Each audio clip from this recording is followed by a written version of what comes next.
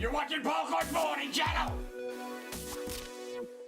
Thanks for watching the Paul Korn Bowhunting Channel. Today's video, I want to go over basic bow terminology. Like when you go into the store or you're shopping for a bow, learning how to read the spec sheets. I want to do this because I'm getting a lot of emails and a lot of comments on my YouTube channels asking very simple questions that people really should know the answer to, especially if you're going to look at bows from different manufacturers. First thing, axle to axle. Very simple. Each bow has a top and a bottom axle pin, and it's simply the distance between the two. Not to be confused with the overall length of the bow, which would be from its longest point, from the bottom of the cam to the top of the cam or the idler wheel. So remember, axle to axle is the pin, overall is the overall length of the bow. The next is brace height. Now brace height is very simple. It's just simply from the back of the grip or the pivot point of the grip to the string. A lot of people ask, what is the difference or why does it matter? If you think about it, this particular bow here is about a 7-inch brace height. If you move that to 5 and brought the string over to here, it would give you a full 2 more inches of draw. So the power stroke is going to be a bit longer in this bow, and it will give it more speed if you did that. So why wouldn't you do that? Well, you don't do that because you need to have some kind of balance in there. If you move the string too close to your arm, it's going to be harder to pull and a little bit more touchier to shoot, and maybe it's going to hit your wrist. So things to consider. I kind of like to, once again, look for stuff kind of balanced in the middle. So that, when they're talking brace height, that is just the, how close it is to your arm. The next thing would be the bow's mass weight or the bow weight, and it's simply what the bow weighs. So when you take it out of the box, and if you put it on a scale without any accessories on it, that's what your bow's going to weigh. That's going to be the mass weight. Now, pay close attention, because I noticed even on some of the new Matthews bows, they weigh it without the harmonic dampeners, and the dampeners on their bows are the rubber pieces with the weight in the middle, and they weigh a little bit. So you're going to probably have dampeners in the bow, and you're going to have accessories on it. So you're probably going to add up to a couple more pounds to your bow by the time you get quivers, arrow, sight, peep sights, when you get everything on your bow, stabilizer, stuff that you want. So be aware of that, but it's a good way to compare from bow to bow. What's the difference when they come right straight out of the box? The peak weight is the most weight generated as you draw the bow. So as you're drawing the bow through the cycle, you're going to get it back to a point where it's going to hit the peak weight and then start to drop off. Obviously, the higher the peak weight, it's all calculus. You're going through a draw force curve, and the more area under the curve, the more energy it can generate. So once again, you're talking about a trade-off, because you can have a bow ramp up really quick, pull a lot of weight, and then drop off real quick.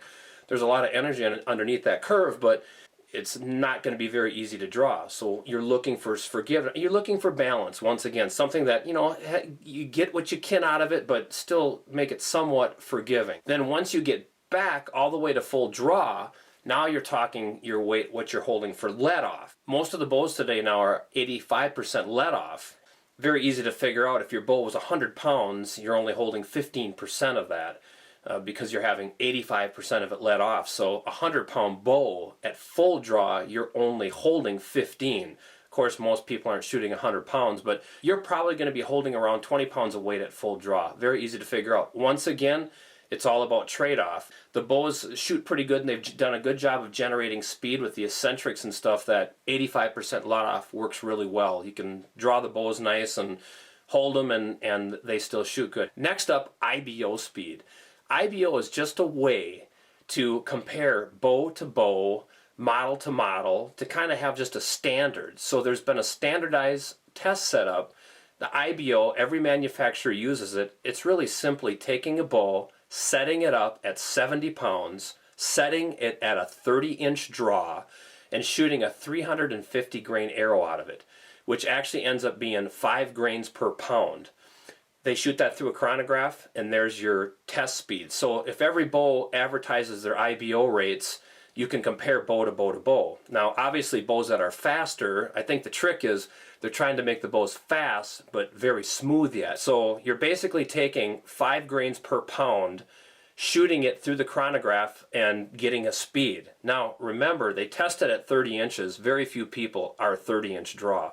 I'm a 27.5, so you're going to lose speed as you go to the shorter draws. And then of course you're going to put things on the bow. They're not going to throw a peep sight or silencers. They're going to test it, you know, just bare out of the box, or even maybe barer than that. They may not even test with the silencers or the monkey tails on the bow. So remember, when you're looking at your IBO speeds, you're probably going to be shooting a shorter draw length, and you're probably going to be shooting maybe a little bit heavier arrow than what they test it with. I mean, they go as light as possible. Most times you're avoiding the warranty if you go under 5 grains per inch. Then you're going to put peep sight, you're going to add things to the bow, so it's going to slow it down a little bit. So if you're looking at a bow that says an IBO of 305 feet per second, and you happen to shoot 70 pounds at 30 inches, you're probably really going to be more like shooting 290 feet per second by the time you get it set up. But it's well worth it because you need to be accurate, you need to have a peep sight, you need to have a loop on your bow, you need to get it set up. So that all has to be considered. So if you've got a shorter draw, there's really nothing you can do about it. When they talk about the eccentrics of the bow, there's really two main systems. Either both cams are tied together and work equally, like your twin cam or your no cam bows, or they're going to be some type of dual feed idler. Like this particular bow, it's a Matthews Creed. It's got a cam on the bottom and it's got an idler wheel on the top. So this is just a concentric wheel, and you have a dual feed cam on the bottom.